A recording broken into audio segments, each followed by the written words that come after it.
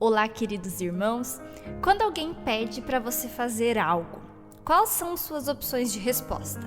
Primeiramente, não responder, ignorar aquela pessoa. Segundo, responder de má vontade. Ou terceiro, responder com prontidão, com felicidade, com alegria no coração. O tema de hoje é Eis-me aqui, ou seja, ter um coração pronto para responder o chamado de Deus, e para isso nós vamos ver uma história de um chamado em especial. Mas antes eu gostaria de estar orando por nós, por você que está aí escutando esse programa de rádio e por esse tempo juntos que nós vamos ter. Pai querido, nós te louvamos porque se nós olharmos para as nossas vidas, nós temos tanto a agradecer, Deus. O Senhor tem cuidado de nós em todos os detalhes. No nosso dia a dia tem derramado as tuas bênçãos, Deus. Hoje o tema é sobre ter um coração disposto a te servir, a dizer eis-me aqui. Eu te peço desde já que o Senhor esteja abrindo os nossos olhos e amaciando o nosso coração para que a gente possa entender aonde o Senhor está nos enviando, para que possamos ser sensíveis a ouvir a tua voz e ver aonde que o Senhor quer que nós sejamos teus instrumentos, Deus. Que também nós possamos ter um coração pronto, obediente, disposto, de toda alegria a te servir e aí cumprir o teu chamado. Amém.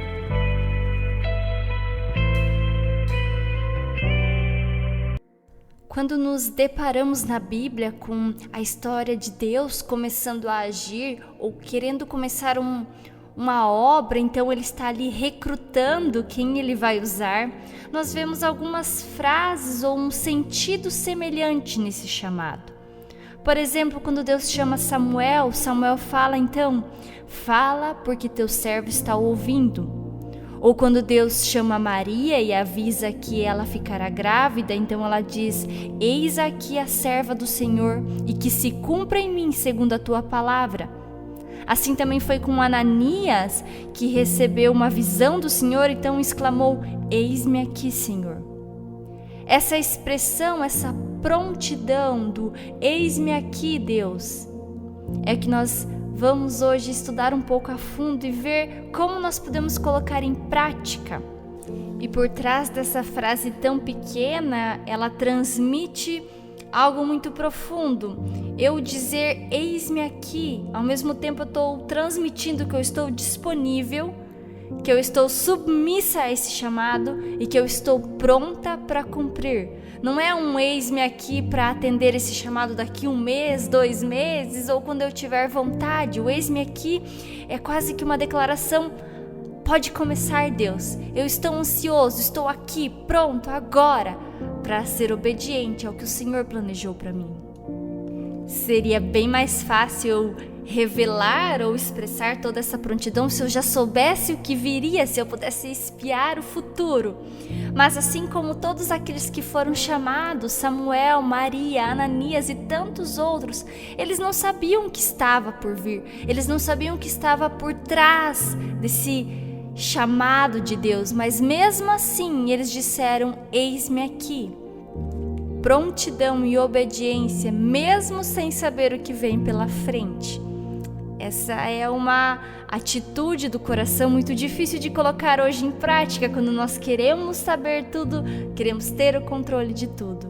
O chamado que hoje nós vamos olhar um pouquinho mais a fundo é o de Isaías, que se encontra em Isaías capítulo 6. Porque nos capítulos anteriores, geralmente um livro começa com o chamado daquele profeta, mas Isaías é um pouco diferente. Porque nos capítulos anteriores, ele dá um parecer de como se encontra o povo de Deus. E nós vemos então que as acusações de Deus contra o seu povo eram muito fortes. Ele fala ali no capítulo 5, no versículo 8, ai de vocês que compram. Então nós vemos que a cobiça reinava. Então ele fala de pessoas que passam a noite e o dia bebendo, que estão distraídos de Deus, que só pensam no bem-estar, na alegria, na felicidade momentânea. Ou então, como eles são hipócritas, mentirosos, orgulhosos e corruptos. E no meio desse contexto, Deus tem uma missão para o profeta Isaías.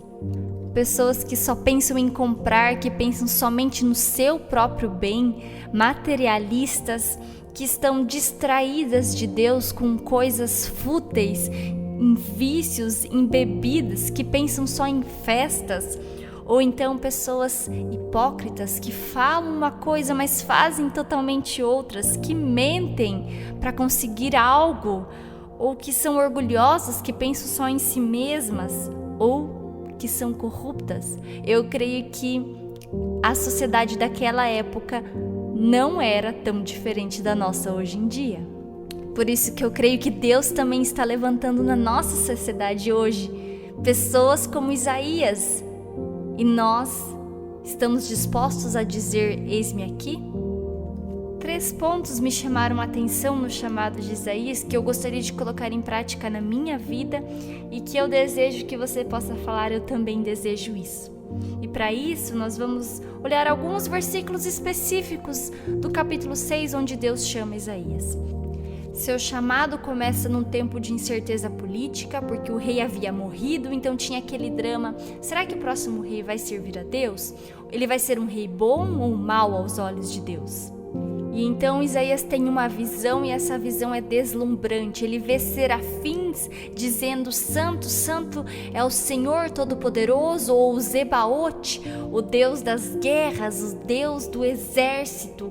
E ele ouve então essa voz dos serafins, que eu imagino que seja poderosa, ao mesmo tempo intimidadora, e ele fica com medo. E no versículo 5 ele diz: ai de mim, estou perdido, pois os meus lábios são impuros, e moro no meio de um povo que também tem lábios impuros. E com os meus próprios olhos vi o Rei, o Senhor Todo-Poderoso. Nós vemos aqui um ato de arrependimento, confrontado com a grandeza, com a essência de Deus. Isaías olha para si mesmo e fala: opa, ai de mim, eu sou tão pequeno, insignificante, e agora eu estou aqui nessa situação, eu sou um pecador. E nós vemos um ato de arrependimento ao ele declarar isso: ai de mim, eu estou perdido, porque eu estou face a face com um rei que é extremamente santo, poderoso, grandioso. O que significa dizer eis-me aqui? O primeiro ponto é ter consciência da minha condição. Isso que eu vejo aqui em Isaías. Ele olhou para si mesmo e ele viu: eu sou pequeno, insignificante, pecador, incapaz. E essa consciência da nossa condição deve estar presente em mim e em você.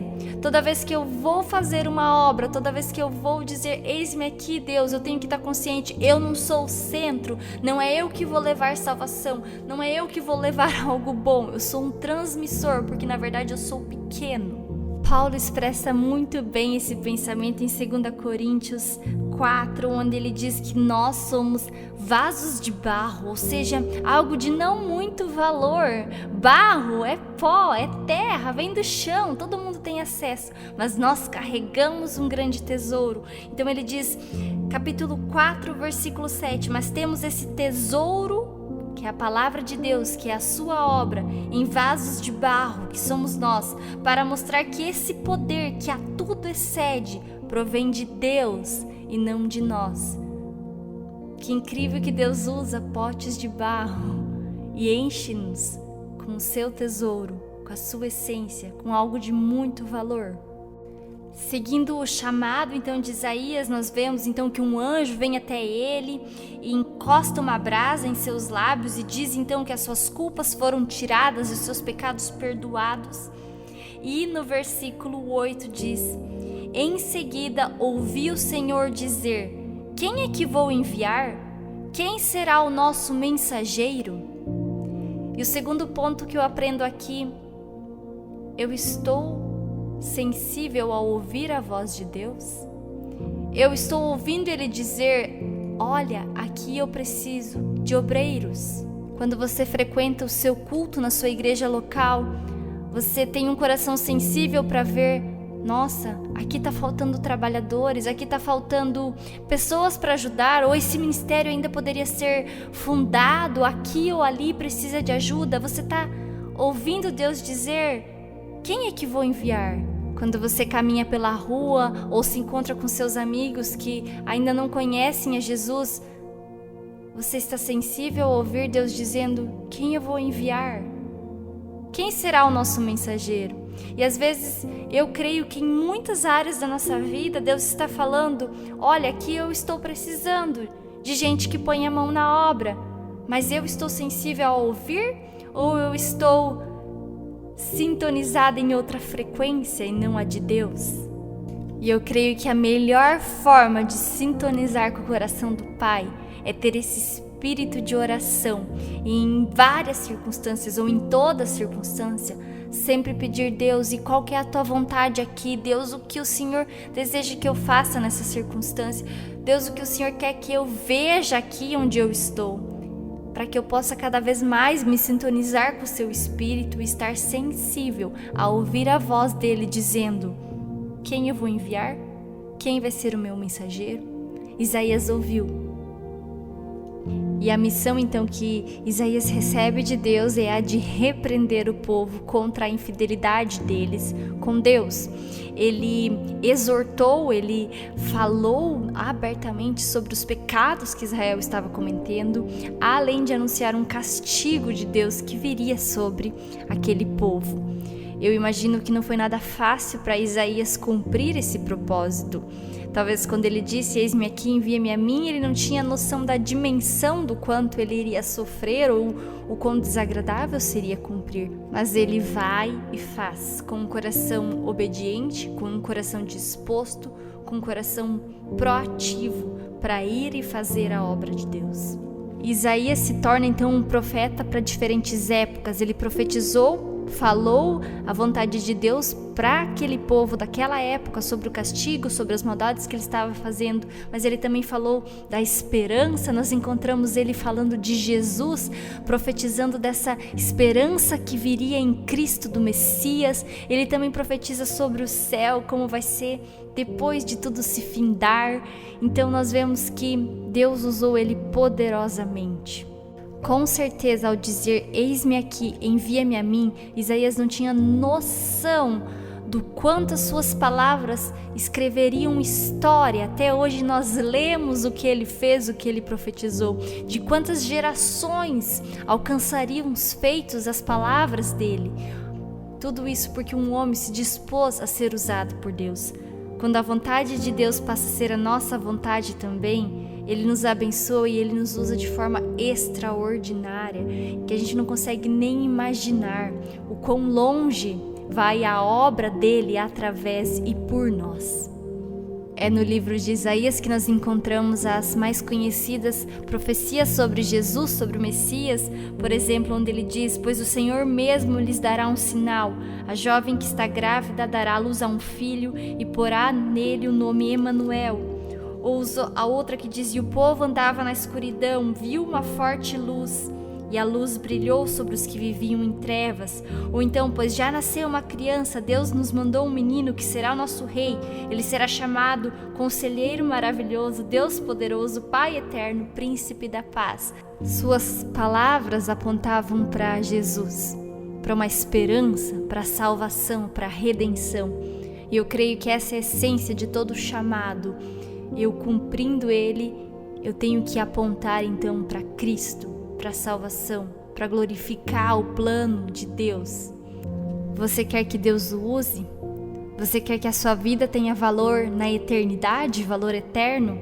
Então nós temos que lembrar que nós somos potes de barro que carregam um grande tesouro, que nós devemos estar sensíveis e desejando ouvir a voz de Deus, e também prontos para fazer a obra, independente de qual for a missão. Amém.